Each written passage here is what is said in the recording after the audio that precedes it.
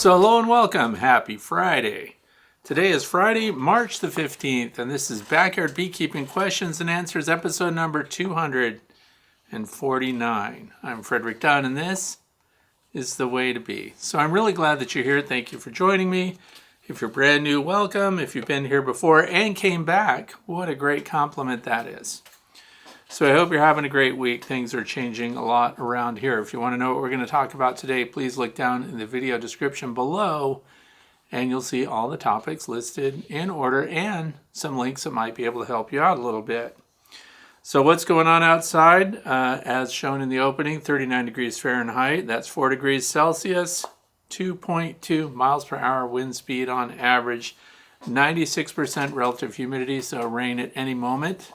So it's been raining off and on. Guess what's coming up Monday and Tuesday here in the northeastern United States, the state of Pennsylvania? Potential snow. That's right, snow again. And that's why we're having problems right now. The ups, the downs. And this week we had really high temps for our area in the 60s. We had the bees flying and getting a lot of pollen resources in. And they're also bringing in quite a bit of nectar. They are storing the nectar, but here's the problem. They're probably going to use that up very fast, particularly with the weather that we have coming up, including today. It means they're stuck inside the hive, and they've already brought in a bunch of pollen, which means they're kicking off brood, and that brood is going to require not just nutrition, but the warmth necessary to keep them alive. How warm does brood have to be? Well, it's been measured between 94 and 97 degrees Fahrenheit. So that causes your bees to use up calories. We'll talk a little bit about that later, but it's very important that your bees not starve this time of year. Some of us have false confidence because we have such a great survival rate, and you may find out that they can get into trouble in a very short amount of time. So we'll cover that in today's questions. So the first question today, if you want to know how to submit your own topic, by the way, please go to my website, thewaytobee.org. Click on the page marked The Way to Bee. There's a form to fill out, or you can even comment under the videos that you see on my channel. The YouTube channel, by the way, if you're listening, and this is a podcast on Podbean titled The Way to Bee Podcast. So if you want to hear it as a podcast, just Google The Way to Bee Podcast and you'll find it, because there's a number of apps that carry this program. So again, what am I talking about? Where was I at here? Oh yeah, submitting your own question. I covered that. These questions were submitted during the past week. And if you have a problem right now, an issue that you need to have an answer for, please go to the Way to Bee Fellowship. It's on Facebook. I know some people don't like Facebook, but I don't have any other way to host it other than to have a Facebook group. So if you want to go there, and they talk at all levels, beginners to experts. So welcome there. So I'm going to get right into the very first question here, which comes from Richard in Sunbury, Pennsylvania. I watched your latest Q&A where you talked about feeding your bees pollen substitute. I was wondering about your thoughts on feeding pollen patties in the hive. With the swings in weather here in PA, yeah, no joke, think of the swings that we're having right now. One day sunny and 60, the next day rainy and in the 40s, and I thought it might be helpful to give the bees some hive-alive pollen patties to give them a source of pollen on those days when they cannot forage. Interested in your thoughts. Okay, so I have a lot of thoughts on this. And of course, when you're beginning, a lot of people, this is their first winter coming into spring with their bees for the first time, and they want to take care of them. And I know that just like when we have pets, we want to take care of them and give them everything we possibly can. But I really like for my bees to pull their resources from the environment as much as possible. Now that's why in my program, in my YouTube channel, the content is related to backyard beekeeping, and that's because we don't have the pressures of commercial beekeeping. Now you could be a sideliner and adopt some of these practices and do okay. But I'm really not trying to boost the numbers in my colonies a lot. If I were, I would feed them. Okay. So let me just say that part. The other thing when it comes to what it costs you, for example, to put in pollen patties. And you might be wondering, do I even own pollen patties? Would I try them out? Yes, I would. I have a box of them right here, and just so you can look at the label, Is that upside down? No. Hive Alive pollen patties. Now that's different from what I've been feeding at the open feeding station, which is pollen substitute. Dry pollen sub. Actual pollen patties are expensive. So Hive Alive pollen patties. Hive Alive is a company that's got a really good track record for giving you everything that you need, or giving your bees everything that you need and everything that you need for your bees. So how's that? This discussion came up at a big meeting, and two very significant researchers had a conflict on this, and that was Dr. Jamie Ellis from University of Florida, and of course Randy Oliver, who has Scientific Beekeeping. That's his website. Randy Oliver had evidence that the pollen patties definitely boosted his brood and improved his hive numbers and longevity. The research that was done, and this has been revisited several times as a topic for research and observation. So at the Bee Lab down in Florida, there was not a significant difference in the number of bees or their longevity when it comes to feeding pollen patties over not feeding. So here's the thing, but we also are talking about environmental differences. So if you look at Florida this time of year, I mean, there's a lot going on down there. There's a lot of resources in the environment. So for example, you would see a lot of pollen coming into your hives anyway. So then we make that comparison to a place that has potentially a pollen dearth, like where Randy Oliver was doing his research.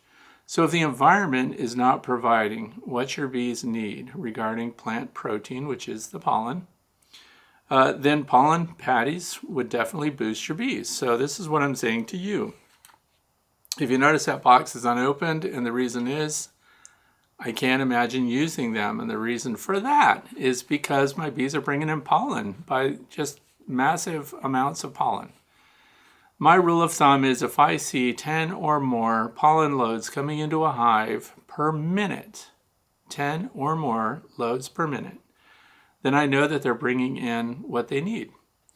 I also suspect, and this is backed up through years of observation, I suspect that that also means I have a laying queen and not laying workers. Something happens to colonies that end up with no queen, and they do bring in some pollen for their laying workers because they are producing drones, of course, but it's half-hearted. So if you get real significant amounts of pollen coming in, they're motivated, and the brood is building, and I haven't been wrong so far by following that indicator. So 10 or more per minute. Now I'm at a point where it's 30, 40 or more loads of pollen per minute, somewhere around 1 o'clock in the afternoon, 2 o'clock in the afternoon, because the time of day also plays on how much pollen and when they're bringing it in. So I would be wasting it completely if I put pollen patties inside a hive. Now the other thing that I have a problem with personally for my backyard hive is if I put on any kind of feed, if I have a colony that I think needs emergency resources, where do I put it? I put it on top of the inner cover. So when I do that, for this past year, that was exclusively Hive Alive, so same company, Hive Alive patties, right? The fondant patties. So this is a fondant patty, which is different from a pollen patty, which is different from a winter patty. So you might hear reference to putting on winter patties on your hive. And the thing that I don't like about a lot of the winter patties that I see, and fondant was great, it has to be closed up enough that it doesn't dry out, because I have ongoing video studies. And by that I mean I'm making observations and making video recordings of exactly how the bees attempt to use the resources that are on the hive. So that includes dry sugar, that includes fondant, and sugar syrup we know. They can take that right down. So that will lead us to another thing, because what I don't think here in the northeastern United States that they are missing, and since Richard is also from the state of Pennsylvania, I highly suspect we have a lot of pollen already coming in. So pollen doesn't necessarily put your bees in jeopardy if there is some coming in from the environment. What I find, and I noticed this by looking at the observation hives, so we did that this week. We went and looked at all the observation hives. I wanted to see if they're provisioning themselves well with pollen, and they are. What I didn't see a lot of is nectar.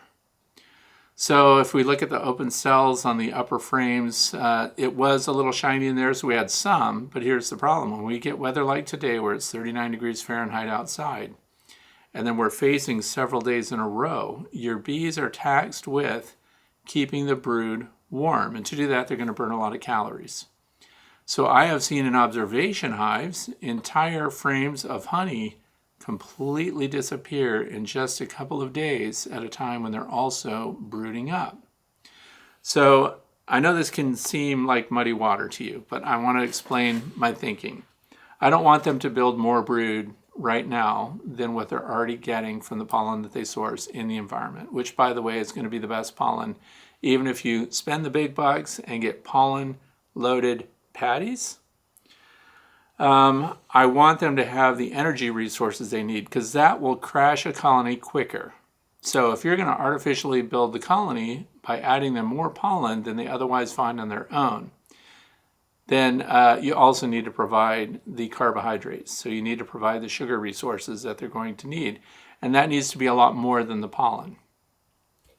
So I prefer only to watch for a crashing colony, and if they are at risk of dying out because they've run out of carbohydrates, they've run out of sugar, so that means no honey, then we need to boost that colony with that resource, and I don't boost them internally with pollen.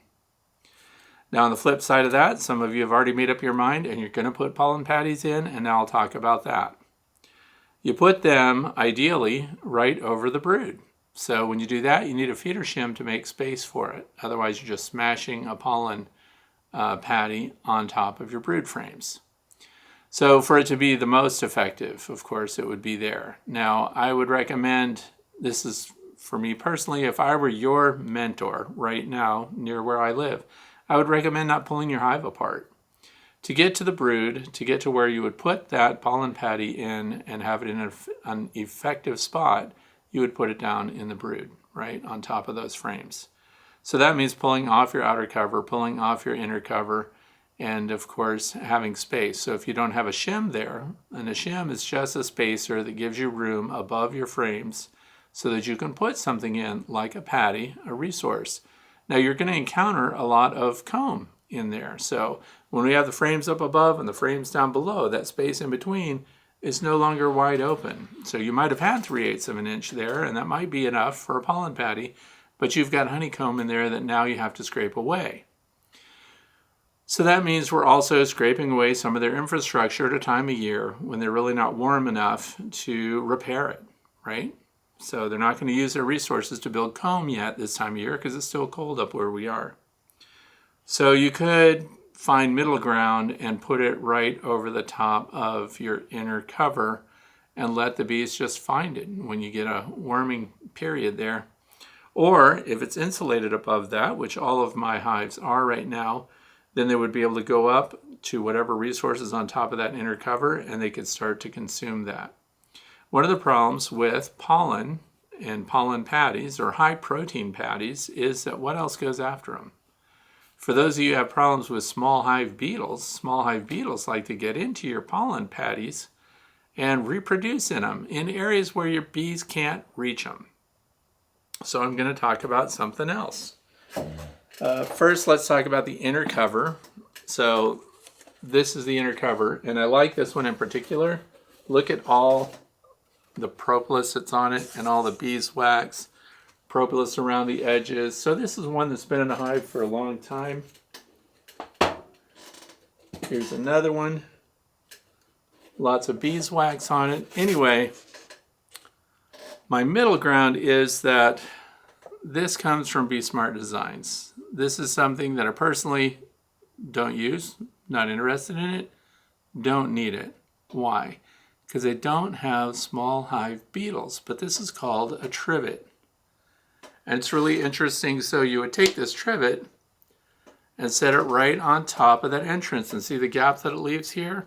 So when you put your pollen patty on top of that, and this could equally be placed down below on top of the frames of your brood, and it creates a space underneath and a space all around it. And the reason that's effective is because the small hive beetles need to be accessing your pollen patties in an area where your bees cannot police it. So the trivet goes on top of the space, on top of the frames, on top of the inner cover, whatever it happens to be. Your pollen patty goes on top of that. And guess what has 360-degree access to your pollen patty? Your honeybees do. Now, this time of year, we have, in my case, this would be a feeder shim, which would be a medium hive box.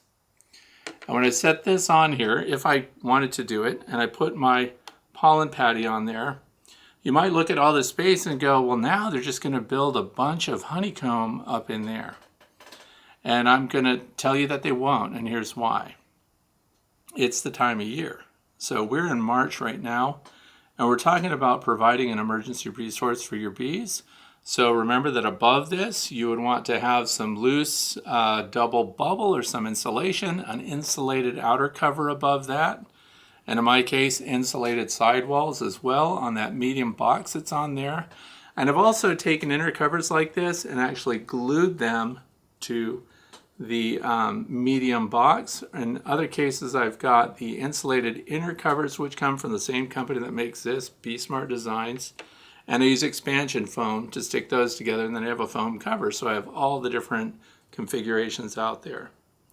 But the reason is, right now, this time of year, they're not expanding as far as their honeycomb goes. So you've got time for them to use this space for resources. Even though they can freely move through here, there's much open space up here, they're not going to build new comb yet. But when the temperatures get warmer and those resources start to come in, and by that I mean a nectar flow, a really good nectar flow, that's when you want to get this out of there. Don't need it anymore anyway, because now the resources are available in the environment. And you would cover up this inner cover hole, and then that pushes the bees down below. Any bees that are already up here, you just leave the lid off after you've covered it until they fly out, and then you close it back up, and we're back in business. So the other thing I want to talk to you about is we're in a transitional time. And I've said it too, no liquid syrup on top of your hives, and the reason is it leaks down in. So when you've got a jar with holes in it, and you take that jar and you put it on here just like this, which has been done for 100 years, who knows how long. Everyone thinks that you're feeding your bees so well from that, and that's because the fluid continues to drain out of this. Now here's the thing.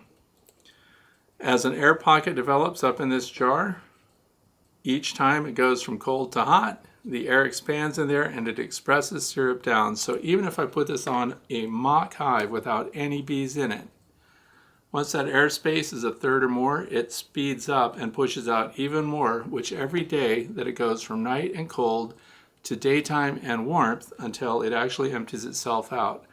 It looks like something's consuming the sugar syrup out of the jar, and it's not. The jar is liberating the syrup into the hive, and where is it doing it?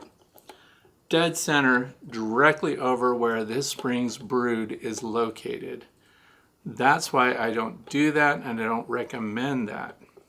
And you can do those tests yourself. If you're a backyard science type and you've got homeschool kids, that is a great test to do. Put out jars of sugar syrup, a third, 2/3 full, half full, 3/4 full, whatever you want, and set them all out there and see and keep them covered so it's not the sun that's warming it up, but just a normal transition from a 39-degree day like we have right now to when it raises into the 50s or 60s, and see how much syrup gets pushed out. So we have another feeder, which is today's thumbnail, and I've mentioned it before, but it's timely because this is something that we're thinking about this time of year. This is called, I hope you can read it, it's called the Bee Buffet. Okay, so the Bee Buffet, now this has a cover on it. Why is that? Because if you look at this opening at the bottom, isn't that interesting that it matches the size of the opening on the inner cover? Not a coincidence. That goes directly over the inner cover and that oval. And look what happened now. Now if you forget that you've got this open space up here and things do warm up and you've got this feeder on there, if you notice, the bees can't get through to where the jar goes on. So the cover closes that up. Your jar goes on like this, and the bees are kept inside.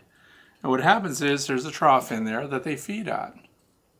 Now, why is this any different than just putting a jar with holes on it inverted on your hive? Glad you asked. Great question.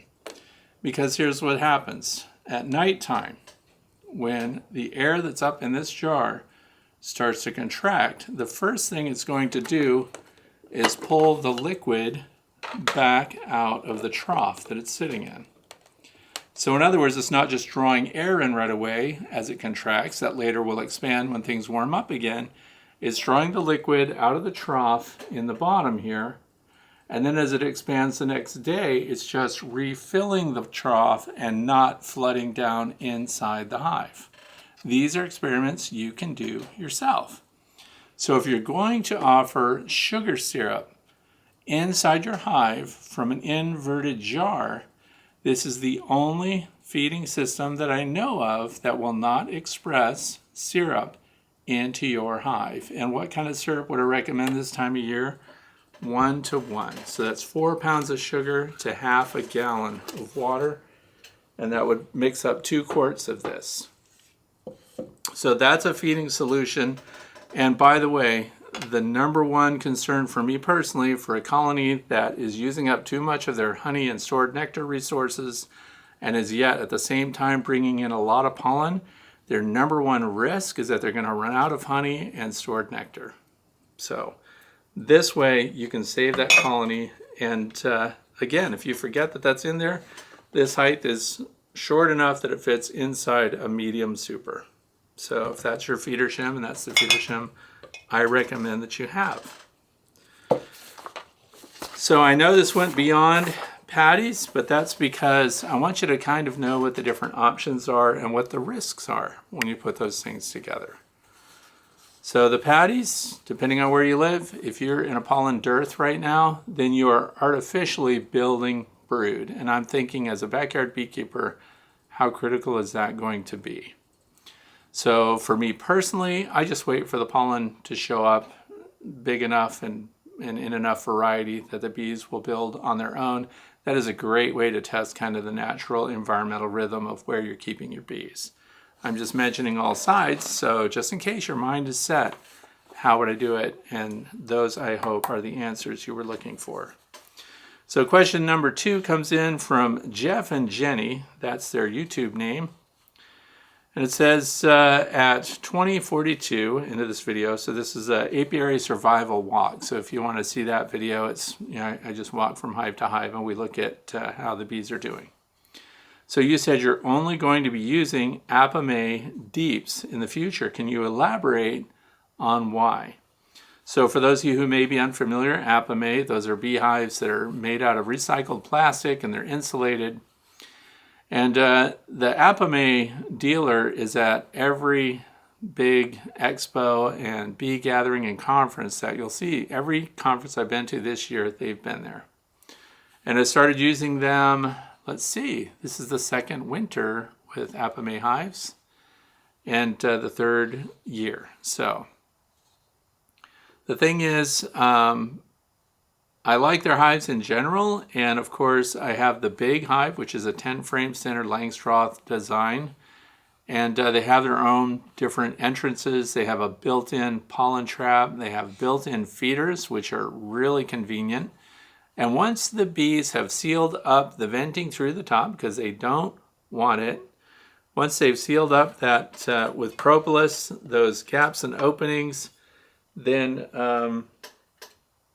it works really well. So I was talking with the son of the inventor, and he told me that, you know, you can just put a thin piece of double bubble or something in there if it's brand new, if you're putting a hive together, and then it insulates. I'm only saying this because this is how I ultimately got convinced that these are great hive designs. Originally, I did not like at all the lack of control over venting through the roof, the cover of the hive. So then the other thing is, after they came out with those, they have the standard 10-frame hive, but they have a nucleus hive, kind of a hybrid nuke, because it's really 7 frames and they're deep.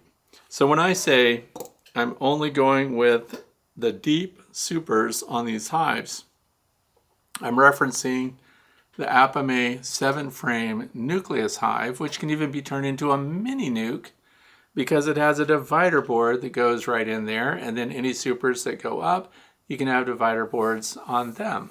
So you can have 3 frames on each side, and so you can use these as resource builders, queen builders, whatever you want to do. They're very versatile, or have the full 7 frames, and then the next super above that is going to be another deep box. I didn't want mediums. So I do have a couple of the full size 10 frame hives, and I do recommend medium supers for their 10 frame size. Even though they will sell you can run a double deep on those.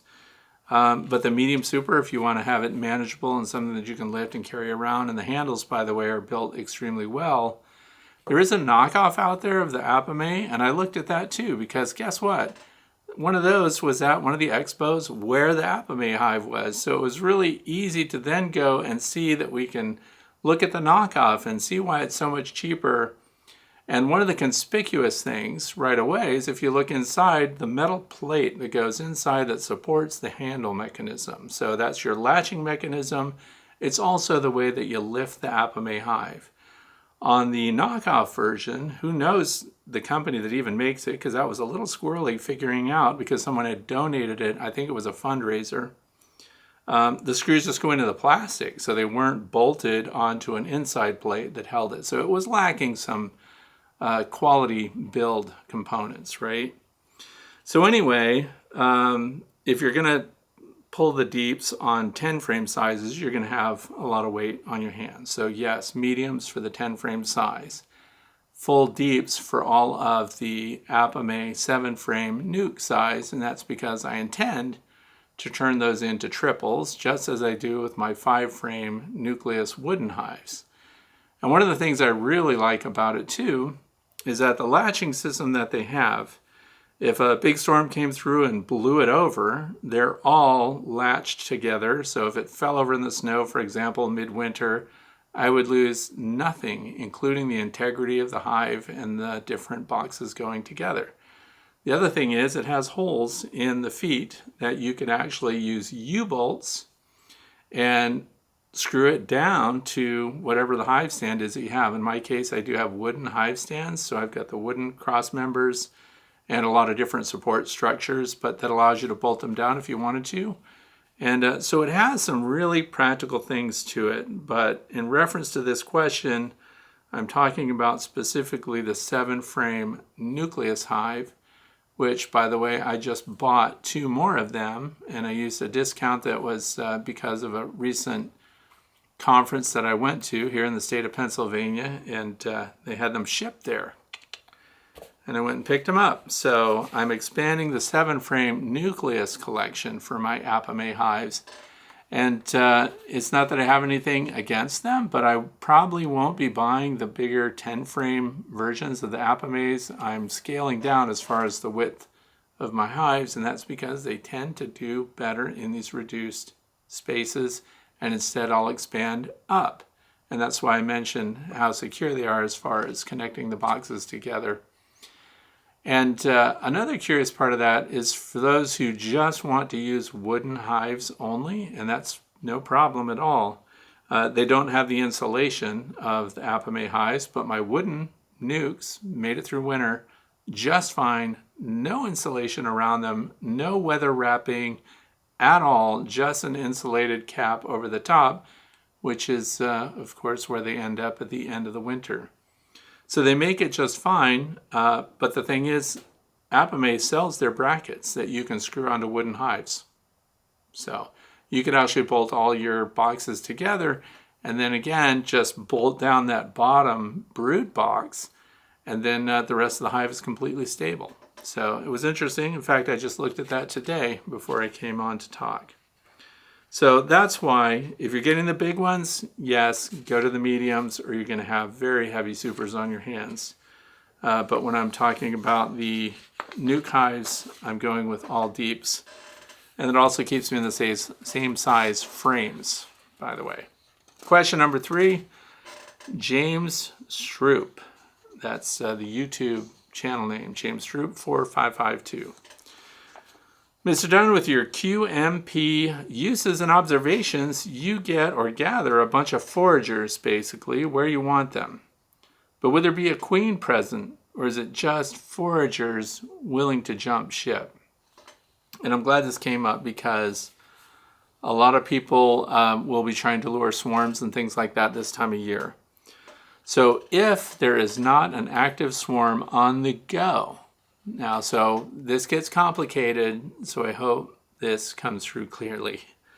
When I see a swarm leaving a hive and when I see them starting to gather on a tree nearby, that's when I can take a QMP, I run as fast as I can to the refrigerator, I take a QMP noodle out, I run back out there, and I zip tie it. This is usually the first swarm I see in the spring. So I zip tie that to a branch and I can derail a bunch of those still in flight bees that are traveling with the swarm. And if I can get them to go to the branch I want, the queen has to go with them. Now that I've said that, and it doesn't work 100% of the time, but most of the time it does, and it's a huge amount of fun to manipulate bees and get them to go where you want them to go. So anyway, the queen is at the mercy of the bees that are on the wing that are taking her to a bivouac site. So the other end of that is, could you just take the QMP, put it on a branch, and get the swarm to go there? Or would you then just get a bunch of random foragers that happen to fly through that scent? QMP is temp queen. It's a synthetic queen mandibular pheromone. It is not a real queen, and it only costs $5. And so it's easy to just get it to play with. But what happens is you do collect a tiny cluster of bees, maybe a few hundred. And they collect onto that QMP noodle, and there's no queen in there. Now, if you go out there and look at it and see that it's actually good size, it's basketball size, chances are there is a queen and you got the magic combo. That means that they were swarming out and they did reroute to your tree branch. So these big numbers, there's a queen there. A little cluster that just happens to hang out day after day after day, they're just there because of the QMP noodle, right? Because once you remove it, they have nowhere to go, but then they also stay on the branch because what have they done? They've reinforced that pheromone onto all that organic material on that branch. And that's why I say you have to do it kind of the first couple of swarms of the year because you get their scent on the branch, and then other swarms naturally bivouac on the same branch because they find that scent appealing to them. So let's recap. If they're actively flying and actively moving onto the tree, you can get them to come to your branch by putting a QMP noodle out. If there's no swarm on the wing and you go out there and strap a QMP noodle to a branch, then that means you will get random foragers, but the cluster will be small. Okay. And so that's how that works, QMP. Now the other thing is, what happens if you can't get those bees to leave that branch and they're just there day after day until they're ultimately going to starve and die? You can actually take those bees and you can put them in front of any hive that's queen right, and after a couple of days, they'll walk right into it. They'll go right into any hive you put them on the landing board. So it's a way to reinforce them. Question number 4. This comes from Glee0529. That's the YouTube name. And it says, it says, good morning. Did you get your pollen results? So this question was, I was reviewing pollen traps. And the reason I was reviewing pollen traps last year is because I had to trap a bunch of pollen. No big surprise. But what was I collecting the pollen for? And the reason I was collecting the pollen was because there was a University of Vermont study going on, and I was fortunate enough to get my pollen here in the state of Pennsylvania included in their submissions so that we could find out if neonicotinoids and other things like that, different pesticides, were making their way into our beehive and what the potential impact on your bees would be. So, and by the way, I did all that at my own expense. I didn't pay for the analysis, but I did have to pay to have a cold shipping container, and I bought the freeze packs and all that stuff and overnighted it and the whole 9 yards. So we didn't just collect pollen. So part of it was pollen from corn. So we needed to get the pollen from corn stalks, and we know that corn does not need bees to produce corn, right? They can wind pollinate. But your honeybees go all over the corn pollen. In fact, because of that study, I was out in the cornfield and looking for bees on the pollen, and I was amazed at how many bees were collecting pollen from the corn stalks, from the tassels. So I thought, wow, there's a lot of that coming in. So anyway, we collected that. We collected plant samples as well. So my property is directly adjacent to a crop farmer's property. So it's very easy for me then to also collect plant samples. So I also submitted milkweed, and I submitted clover, and we submitted goldenrod. And so we took parts of those plants, packaged those up, documented the exact location, proximity to it, in some cases within 2 feet of the cornfield.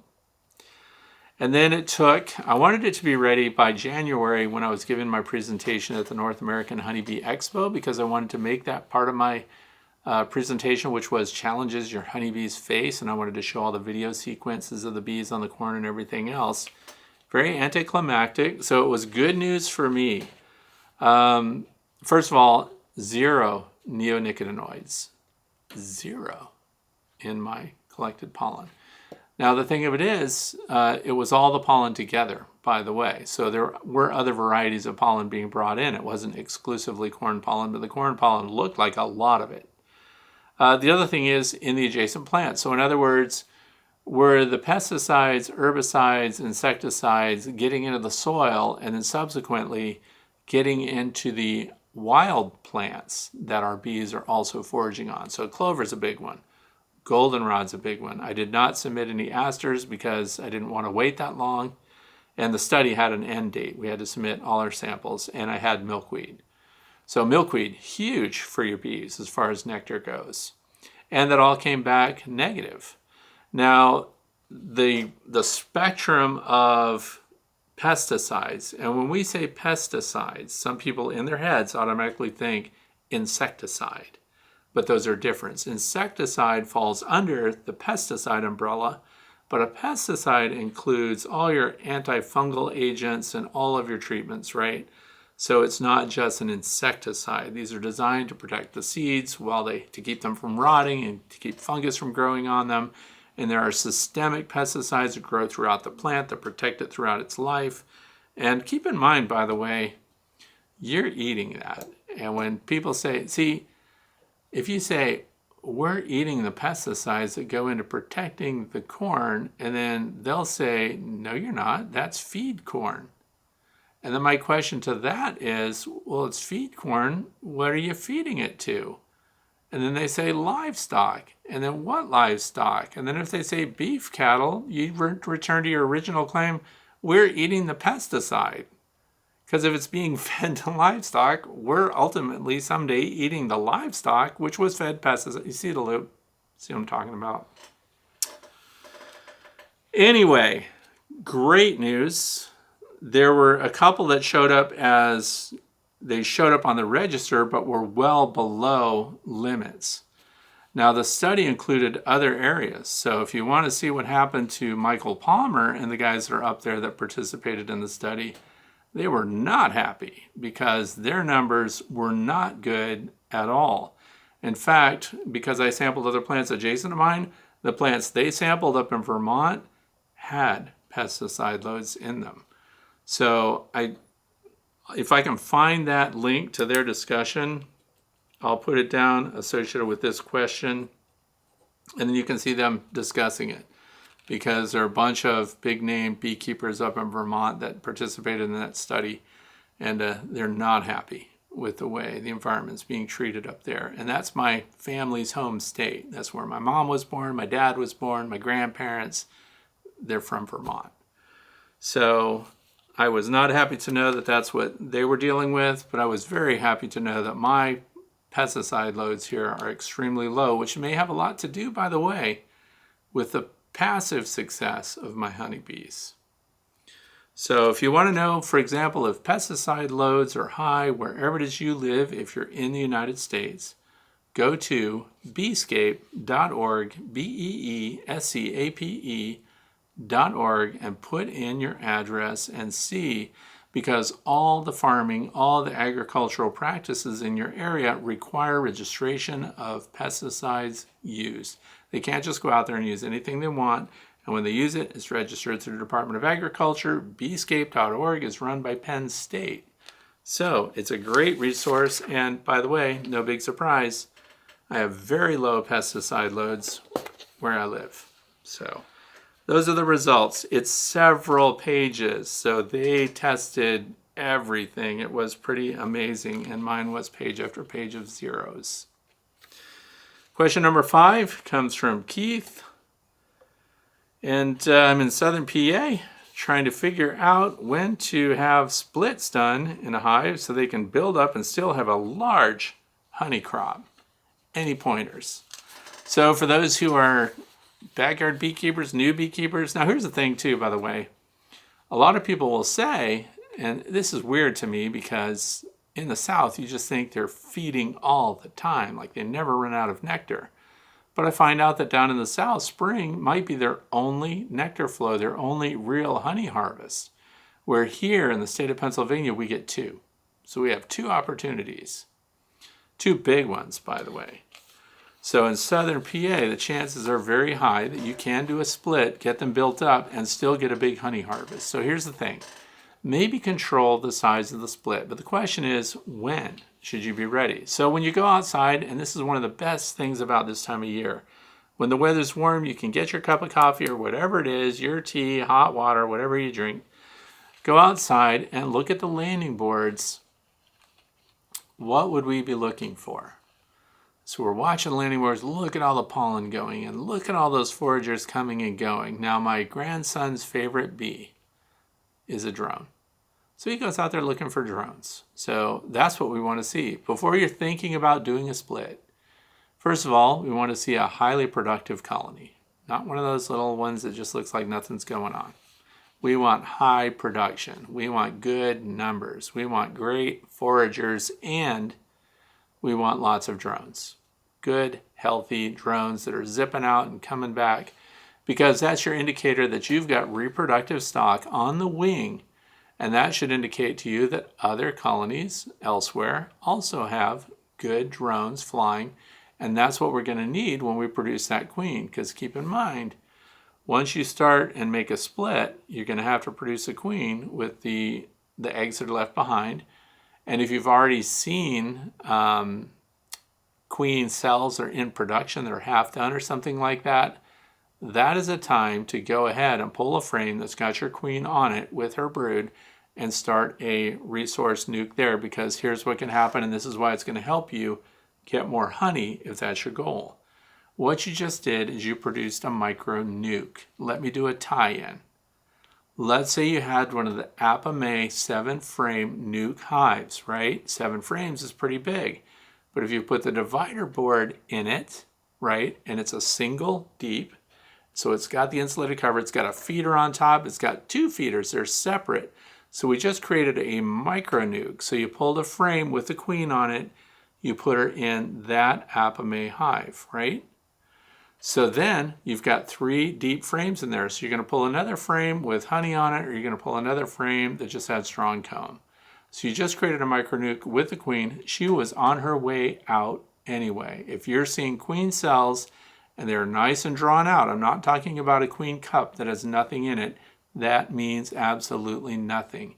A queen cup looks just like the little cap on an acorn shell, and that's it. There's nothing in it. There's no egg. That is just an insurance policy that the bees, they make them whether they're going to reproduce as a colony or not. So don't be alarmed by that. But if you see a queen cell and that points down, you see that being drawn out and it's halfway done, go ahead, pull the queen, pull the frame that she's on, and that will be her reinforcement stock. Those are her workers. Those will become her retinue of nurse bees and everything else. And you put them right into that small nuke box. And then what you've done is you started them out. Now that's an example of a hive that would get sugar syrup on right now. So that's to make sure that they're going to be okay. And that's your insurance policy just in case when they start building these up. Now in a perfect world, and this rarely happens in beekeeping, in a perfect world, the queen cells that they've produced, as they mature, as they get capped, as one of them emerges from that queen cell, she, in a perfect world, would go over and sting and kill her competitor queens. And what that means is then that hive will not swarm. And that's why I'm telling you to please take that queen out as soon as you see queen cells in meaningful production. That's because you just removed a swarm trigger. You also took away the queen, which means she is not laying eggs and replacing losses in that hive right now, which is going to cause a tiny brood break. And when that happens, you reduce some congestion, which means you reduce the urge to swarm, which means when the new queen comes out, when she becomes sexually mature, and then she does her mating flight and meets with all those drones that are out in the environment, we want the most drones we can possibly have in spring because we want the highest competition for reproduction, and we want those drones to mate with our queens. So then when she comes back and she's been mated and she starts laying and she's in production, look, that whole period of time while she's maturing, no new eggs are being laid in that hive. From the time you took the queen out in her frame into the new hive, the Apame 7 frame, or any small nuke, right? Anyway, that whole time there's no new eggs, which means you're losing potentially 1,000 eggs to 1,500 to 1,600, I don't know what the magic number is, per day, which 21 days down the road would have resulted in emerging new workers at that same number. So for the entire time that your queen is absent, to the time that the new queen becomes mature, gets mated, comes back, begins to lay, you have lost egg production for the entire period, which results in what? A loss of new brood, which means you have a brood break, which means what else? That you've reduced congestion in the hive, which results in what? A reduced urge to swarm, which results in what? The retention of all of the bees you would have lost if they did swarm. And so now we've got a healthy, sizable hive that's going past that swarming margin, the risk of swarming that goes right into June. And then we've got a good colony of bees that's going to give you your target, which is your large honey production. And now what do we have over here? A little nuke of that's in production from the queen that you took away. They're all healthy, they're growing, and they're building up. And then you just pull that little divider board out. Once they fill their 3 frames in that hive, pull that out, and now they have 7 frames, and they continue to build out. And when they have 6 of the 7 frames full, about mid-July, beginning of August, you put the super on, which is a deep in this case. They fill all that up, and now you've got a colony that will go through next winter, and then your process starts over next spring. Sound good? I think it sounds good. Those are my pointers for that. So, this one comes from James from Florence, South Carolina. Mr. Fred, you mentioned sometime recently about no longer using queen excluders for honey supers and or flow frames. Perhaps I misheard. I understand queen excluders not only prevent both the queen and drones, but otherwise may exclude well-nourished members in the colony. I would like to explore not using a queen excluder. Does honey and comb production improve without the queen excluder, or are they healthier? Would rather not see brood in my newest adventures in hog half comb, planned 2 hives, or cut comb production 2 hives, really trying to avoid the extra protein. And by extra protein, with a little smiley face in the message, they mean no eggs and brood up in the super. Okay, this is where I hope you will listen carefully to what I'm about to explain. I do not use queen excluders. Out in my apiary, there are 34 colonies of bees. Not one of them has a queen excluder on it. Now I need to explain carefully why that works and why I've not had brood for years up in my honey supers. The reason is, and once again, I mention their names all the time. I just saw a picture of Jeff Horchoff and Randy McCaffrey on the same flight, on the same jet, side by side. Can you imagine that poor airline stewardess or steward, what they had to deal with there? But anyway, they reinforce my own thoughts with their cutouts and with their observations about what bees do in cavities left to themselves. This goes way back because years ago I did the test, and I highly recommend you try this too. If you're a doubter, and I like that, by the way, I want people to be doubters. I want them to question everything and test the logic behind the things that I tell you to do.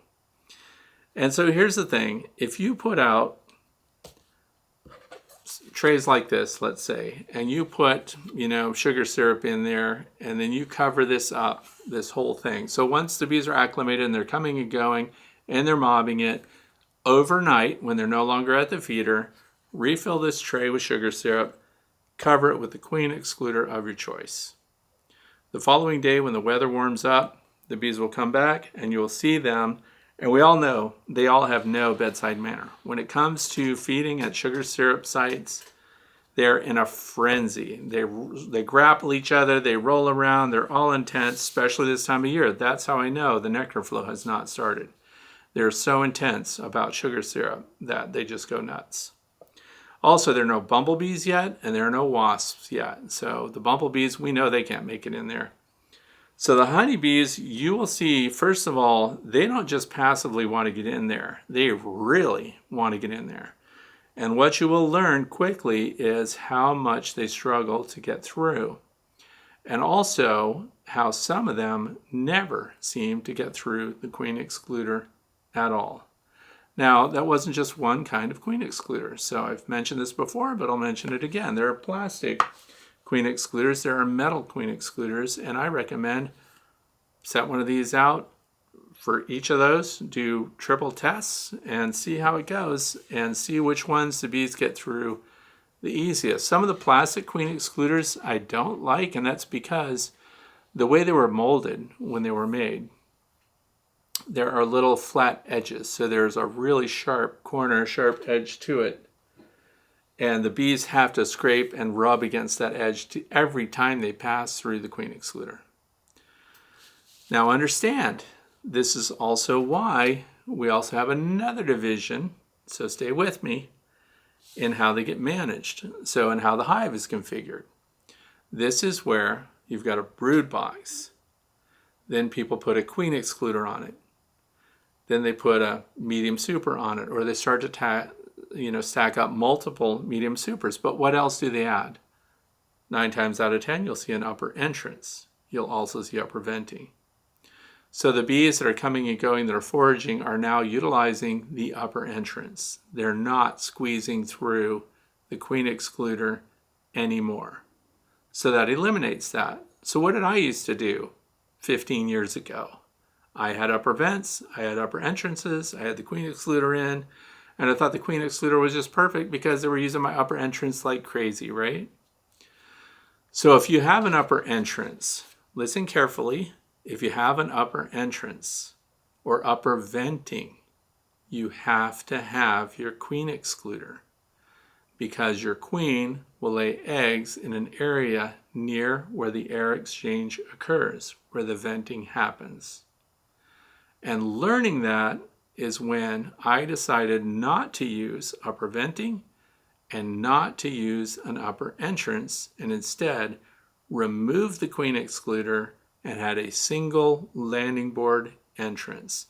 And I'll say the size of the landing board entrance right now, while we're talking, 3/8 of an inch high is the reduction, 3 inches wide, year round. You can also take, if you've got a solid bottom board with a winter and summer side, the winter side is a 3/8 of an inch reversible bottom board. That's the side that I would leave up all year round. Why? No mice can get in there. None. So then all you have to do is put little wooden inserts to the sides to reduce that to 3 or 4 inches, whatever you decide is correct for your colony of bees. So with that single entrance, with no upper venting, with no upper entrance, and no queen excluder, there is a predictable transition from brood to brood and honey and pollen to nothing but honey to nothing but honey above that. Once you hit what I call the honey bridge, and I've been saying this for years, and people still ask me and don't seem to understand what I'm doing. That honey bridge today follows what's called a condensing hive. But all it is what bees do in every cavity they occupy. And this is why Randy and Jeff come in. I was so excited to see their cutouts, to see those colonies that are in floorboards, that are between the joists, that are in the studs, in walls, in old uninsulated buildings. Some of these buildings are really dilapidated. Sometimes they're in the overhead when it's a multiple story building and they're between the floor joists up there. But here's the thing, they all have almost 100% have a single entrance. The single entrance is very small, by the way, in a hot, humid part of the United States, and that is very different from where I live. So this also eliminates the thinking that I need a big entrance, I need venting in order for my bees to dehydrate their honey down. The bees are doing that in confined spaces with single entrances that are remarkably small. So the bees have the ability to circulate air as much as they need to dry out their honey. And then in these, so watch any of their videos. That's Dirt Rooster is the YouTube channel, and Jeff Horchoff is Mr. Ed. So I'm not sure what the channel is called, but we all know who Mr. Ed is, I hope, if you're watching me. And if you watch his rip outs, sometimes he skips right over the entrance size and specific location, but sometimes they don't. I'm always excited when they show it. It's a very predictable distribution of resources. Now, what we just did is we eliminated the need for the queen excluder, which means they move freely up and down, okay? We have a single entrance, which means that hive is maximizing its ability to protect itself, particularly later in the year when we start to get yellow jackets. Sometimes you'll sit outside and you're watching a beehive. And this is the other thing. This is why I want to reinforce the 3/8 of an inch opening. When you have larger openings, larger entrance reducers, like 1/2 inch, for example, you'll see larger bumblebees getting in. The bumblebee will show up and scoot right in as if all the other bees didn't even see it there. Now then the question is, that's alarming, right? It's a bumblebee. They don't belong in there. What's going on? A bumblebee looks like it's going to eat a lot, right? But then I had to put that in perspective. So I'm watching the bumblebee go in. I waited and waited because I wanted to see him come out probably with a bee on each foot, getting stung or whatever, being harassed really heavy. And it didn't come out at all. So they're taking their sweet time. This is my mindset. They're taking their sweet time, eating all the resources in there, and then they're just getting away scot-free. Well, anyway, the 3/8 of an entrance reduces the ability for the big bumblebees to get in, so only the little ones can get in.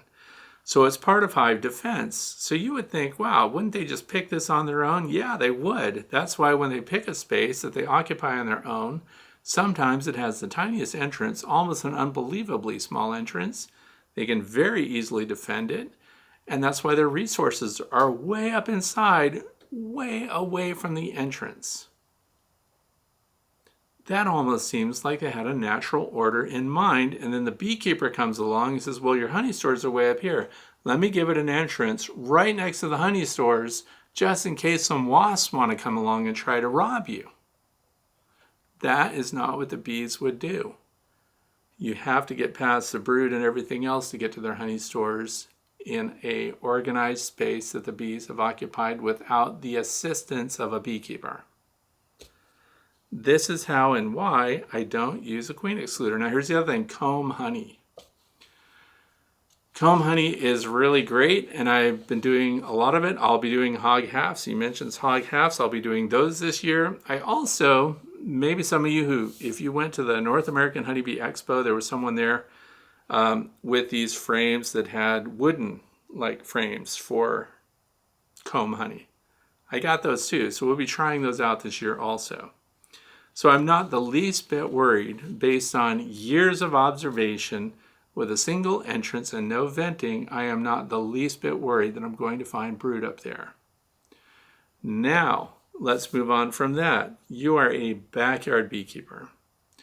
One of the reasons when you buy beehive equipment, you're brand new and you're shopping for beehives and you look at kits because that's where the savings is. You know, if you're buying a kit, you get everything. We get double deep, solid bottom board, couple of mediums, and we've got the inner cover, got the outer cover. The inner cover comes, by the way, with a notch. Already, look at this. This inner cover has no notch, front or back.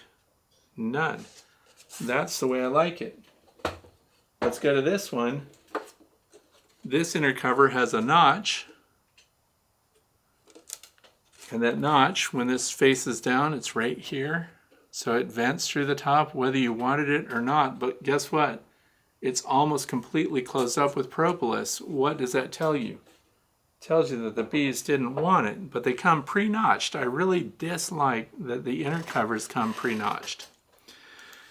Anyway, you get all this equipment, and the way it is set up, it's because these standards are kind of set by commercial beekeeping, where you need to put hives side to side and strap them onto pallets, 4 together at a time. And so they're maximizing minimal wood in the woodenware, and of course that they can go right next to each other so they can be strapped. And in some cases it's a migratory cover, not even a full telescoping cover. But they're set up that way. And so you can change that for yourself. So the upper entrance and stuff, the venting, we just get it in your heads when you're a new beekeeper that if it's there, then it must mean for us to use it. And so depending on what they're doing, plus it will come with a queen excluder automatically. So my configuration is, just to be clear, single entrance, no upper entrance, no vent. Deep brood box that gets full, right? So if it's a 10 frame, 7 out of 10 frames are full, you go to a super. If it's a 8 frame deep, you wait till 7 out of the 8 frames are involved and full and they need expansion, then you put your medium super on. These bottom 2 boxes are always just for the bees. I don't care what they put in those frames. I don't need anything that's in there. And so once that medium super is, 3/4 full or whatever, the super above that, that's for me. That's for you. That's your flow hive super that was mentioned here. That's your cut comb. That's your whatever you want to build beyond that, right? Because I found out that honey bridge occurs in that second box, somewhere in there. Because you'll see the big cluster, the brood is established. And once the brood is established, it cycles over and over. So you'll see the center of the brood pattern. And if it's, 8 or 10 frames, they rarely run brood wall to wall in 10 frames. Usually it occupies, the end frames on either end don't quite get filled out all the way. And so what they do is they stop that brood pattern. So they've kind of maximized their production. So by out here, the 21st day, when they're emerging out here, there are already eggs laid and already in production. So it just keeps cycling through eggs, pupa, larvae, or eggs, larvae, pupa, and then emergence. Eggs, larvae, pupa, and emergence. And it just keeps going over and over. So the cycle doesn't change, and therefore they don't expand. They don't need more room to do that, right? So that's why they can be confined. And that's why some people practice single brood box beekeeping, and it's a 10 frame brood box. So once that cycle starts repeating, then you're safe. So sometimes that arc goes up into the second box, and that's why I made the decision to keep my boxes just to 2, all for the bees. And that's why some people get confused. They go to if they're looking at flow hives, they go to the flow hive website and they see that it's a deep brood box and a deep super queen excluder in the middle. Based on what they're doing there, that's what they do because they don't have a second box. But if you look at my flow hives, they have the deep, then a medium, then the flow super, no queen excluder. So the ones that have no upper entrance, like I see, the Anderson family, what they do in New South Wales, Australia, It's their invention. They have the deep brood box, they have the queen excluder, and then they have the honey super. There are a lot of bees in there that never make it through the queen excluder. They can't. They don't. Physically, they can't get through it. So they count on the ones that do, and of course plenty do. So it can't be 50% or something like that, but any reduction in your workforce is a reduction in honey production, right? So that's where I came up with that, and I do have videos demonstrating how you buy an extra. If you're one of the flow people and you want it all to look the same, then you buy an extra brood box. You measure the depth of it so that you turn it into a medium super. So you cut the brood box off at the bottom, and now you've got a 2-inch feeder shim that now goes up on top of what? Your inner cover. You glue it right to the inner cover. Now you created a feeder shim on top of your flow hive with a gabled roof, and you can put a rapid round in there. You can put a quart jar in there. You can feed your bees now on top of that inner cover, and you've got a medium super that gets filled before you put on your flow super, which is where the flow frames are, the mechanized frames. So I wanted to take my time and really explain that because I don't want you to misunderstand what I'm saying. So that's my logic, that's my reasoning, and there you go. And that was it for questions for today. So now we are in the fluff section. I was really happy not to have mentioned the spider last week because it's important that we don't talk about things like that. People have an aversion to arachnids, by the way, which amazes me. I would think that people that like honeybees would also just naturally be kind of enthusiastic about nature complete. Like all the crawly things, all the things that fly, all the things that live and reproduce. I just feel like because I'm interested in those things, if it's alive, I want to know about it. Sometimes the more you learn, you might wish you didn't know about some things, which has happened to me in the past. But let's first get through the fluff, the plan of the week, so to speak, for those of you who are just talking about bees. So first of all, it's cold, it's rainy, and we have these shifting things going on. I alluded to this today already. Please don't pull apart your beehives yet. However, if you have a dead out, because by now you know if you have a dead out, please go ahead, open that up, pull the frames, start to clean that up. Because you don't want to, once the weather starts to warm, don't leave a dead out closed up. Now, we did close them up, and I recommended that people close them up when you find you have a dead out. That's because we don't want your bees willy-nilly robbing out the resources that are still in there, so you need to pull them. So here's the thing. We want to get all the frames out, to get the things cleaned. And then if you have some honey that you want to get rid of and stuff, once you've determined the cause of death, you know it's not brood disease or something like that, you could put it out to feed your bees at a feeding station. I don't want you to just open your hive that was a dead out, sweep out the dead bees from the bottom board or whatever you do, and then allow it to be robbed where it sits. There are a lot of reasons for not doing that, but the main one that I want to talk to you about is you are ultimately going to occupy that hive again with a split or something else this year. So if it's a dead out, don't let it become a robbing position. And here's why. Because the bees that come to rob the honey that's left in that hive will continue to go back to that for as long as they live. The other foragers in the colony that they've come from will also be coming to that at first light. As soon as it's warm enough to fly, they will go to that hive to see if there are resources to rob. So if you do that and then you install bees into that hive, they're going to have to defend themselves more than any other hive because they've been the free lunch restaurant for the longest time. They've just, everything is coming there and they're going to have an overwhelming challenge. So always pull your frames, always find out if you've got honey stores in there. And if you want to get rid of it, then put your honey stores out at a robbing station well away from your apiary.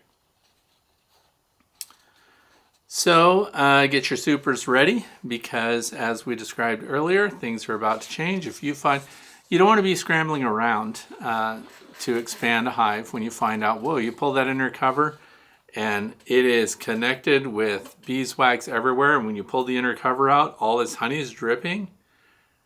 You are late. You need to get your super on now. So on a nice warm day, what's a nice warm day? And what time of day should you do it? So here's the other thing. You might find out your bees are cranky. Well, here's the thing. When did you check out your bees? What was the weather doing? Well, it was 65 degrees. What did the sky look like? Well, it was really overcast, but that was okay because it wasn't very windy and it wasn't any rain. Bees don't like it when it's overcast. If you have heavy clouds overhead, even though it's not actively raining on you right now, because some beekeepers do this, it's going to rain in 2 hours. It's 65 degrees Fahrenheit, as we had in the previous week. And now I need to get into my hives. And then the bees were trying to sting you. Well, yeah, because it's cloud covered. If you want to reduce your chances of being stung by your bees when you open your hive, number one, what is the weather? Clear skies, sunny. We're not commercial beekeepers. We're not racing the clock in the calendar. We're backyard beekeepers. We can take our sweet time. We can sit out there and stare at bees for half an hour if we want to. We can set up a special chair and be out there all afternoon and never open a single hive. We can just shoot the breeze and look at the landing boards. That's one of the best and the healthiest things you can do as a beekeeper is just be in the company of your bees. But here's the thing. Unless there's nice sunny conditions and it's warm, you can expect some resistance from your bees. They get cranky with bad weather. So don't open your hives unless you have a reason to do it. But on a nice warm day and you're going to do an inspection of your hive just to see what's going on in there, have your super ready and with you. I don't care if you use a wagon. I don't care if you pull them around in a garden cart. I don't care if you've got a golf cart or whatever. Then have your equipment on that ready to go. The other thing is bring a nice stainless steel bucket or a food grade bucket with you because we're at the time now when you need to pull off your fondant packs. So those insulated inner covers,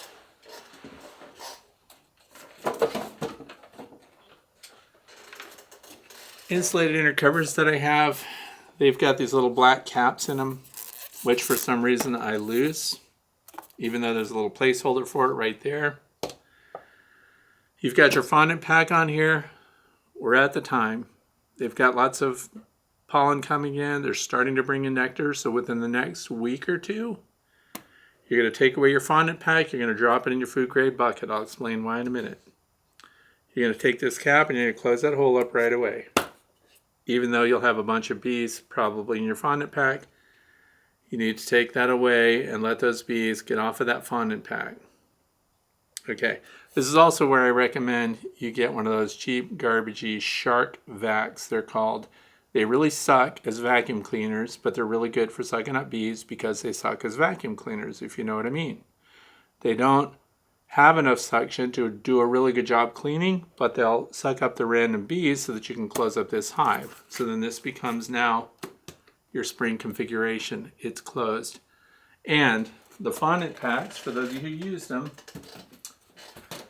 not everybody uses them, but it's the same for the sugar you've got left over and everything else. You throw it right in your food grade bucket because what you're going to do is you're going to liquefy that and turn it into a syrup anyway. And that'll be good to go. So it's time to get that off and put your supers on if they're ready. And watch for drones. Mark your calendar. When you start seeing good drone numbers on the landing boards, that means more than one hive. By the way, the colony that you see the big drones on with a lot of activity, that's probably a really good breeder because we've just come out of winter, even though this was a mild winter. Let's not pat ourselves on the back too much about bees surviving this past winter because it was not a devastating winter, at least not where I am. I would like to hear from some people in Colorado that got 10 feet of snow and stuff like that, if they even keep hives up there. So anyway, watch for drones. Document everything you find and when you find it, because what happens is year after year after year, you're going to see trends and you're going to have the same time of year when you have to do the same things. And each time that you wind up too late, you go out there thinking you're going to super a colony and then you see a swarm hanging in a tree next to it. That is the beekeeper. that means you were not up to speed on what's going on in your beehives. And take a hike in the environment. Look for dandelions will be the next thing to come up. The maple trees are busy, but they're getting neglected right now. So that doesn't mean the bees aren't hungry. It means they found something else. So they were on the maple trees. They were bringing in nectar, by the way. And as I mentioned before, there was some nectar in the observation hives, not abundant. So I have concerns for the coming up weather issue. So look to see what plants are in the environment and stuff. I went down into the wetlands. I went to look at the skunk cabbage at the beginning of last week, trying to get more video sequences of the bees on the skunk cabbage. And what was going on? Nothing. So I was really annoyed. I wanted really good pictures, and the bees are not on the skunk cabbage anymore, which means what? They're finding something else somewhere else. All of your seeds, for those of you who are starting seeds indoors, this is your week. This is your last chance. Get them started this coming week. After that, you just need to get them started now so they can start growing. And again, I'm talking about my area. You might be in another part of the country where you can start them indoors at any time. Or you can go straight to starting outdoors. If you've got a greenhouse or something, that's my dream. I want to own a really good greenhouse with a whole southern wall of beehives in it. So, don't have it, but it's a dream. Anyway, all seeds started. Start prepping your planting beds. So if you're going to have pollinator gardens this year, you can start prepping now. I see blades of new grass coming. I'm dreading the idea of having to mow any grass or weed whack any grass. But so this year, some of the plots I'm burning off. The other thing is some of you get cardboard boxes in the mail. Save them all. And when you get these cardboard boxes, you can define your garden plot wherever you're going to have your perennial garden, or if you're going to plant asters, you're going to have something for honeybees. Then lay down all of those cardboard boxes in layers and let them cover, because no light gets through cardboard. And then when that happens, all the greenery underneath dies out and you get a bunch of little tunnels from voles and moles and all that stuff, and let them do their thing. And then what you've got is a really cool working soil that you did not have to till. That would be a perfect world for me. No till. I put indoor-outdoor carpet out there that I was getting rid of. Didn't work. So, but the cardboard boxes, think about it, biodegradable, worms eat it, it's just good all the way around, and it helps you prep your bed. So the other thing is, I'm also experimenting with burning off last year's growth. So I don't know, I'm not a gardening expert, so I would love to hear more about, do you burn off the detritus from last fall? Now, I leave a lot of stems and things like that all winter long because I understand that some insects overwinter in them. I don't know at what point they depart those stalks, because now I would be just burning them. But if it's grass, I want to burn the grass off, and then every time it starts up a little bit, burn the grass off again. So I don't know if you're familiar with propane weed burners, but the reason that they work is every time new greenery comes up, you just scorch them, right? So as you scorch it, what it does is consumes the root resources while it tries to produce new greenery, and then you come by a week later and you scorch it again. So then this saves you from having to till it, because now you can come out and what did you do? You started your hyssop or your borage, if I had a packet of those seeds handy, and then you could direct seed them if you were behind. But if you started them inside, it's a great place to transplant them without having competition of seed. So here's the other thing of plants that are already there. Sometimes even when I till, because I till, 1,000-foot stretches. And when you do that, even though you plant new plants, I didn't do anything to kill off the plants that were already in the soil. So what happens is a bunch of other weeds, because there are weed seeds laying on the surface, and when you till it, you're just seeding the soil that you're trying to plant cosmos and hyssop and sunflowers and all the things I'm going to plant this year. They compete with these at the same time. So I'm thinking if we have no till, but we burn off or we use cardboard or something like that to make sure that everything is cleaned down to bare dirt, then I would be way ahead. So that's more labor intensive though. I obviously can't cover a field in cardboard, but I can till it, which has worked, by the way, year after year for cosmos, sunflowers. Hyssop is something I have to plant ahead of time. I've had no luck direct seeding hyssop because those tiny seeds sit on the surface and they need to be damp long enough to germinate to get going. And I've never hit that magic for hyssop seed. So prep your planting beds. If you've got a really good way that matches my zone and stuff on how to prep an area like that, is weed burning a good way to go? I don't know. So let me know what your methods are, and maybe we can share about that too. If you've got a really good gardening YouTube channel that you'd like people to see that has really good, like how to start a pollinator field or something like that, which is just, something that was at one time a hay field and now we're just trying to prep the soil to reduce competing weeds for that.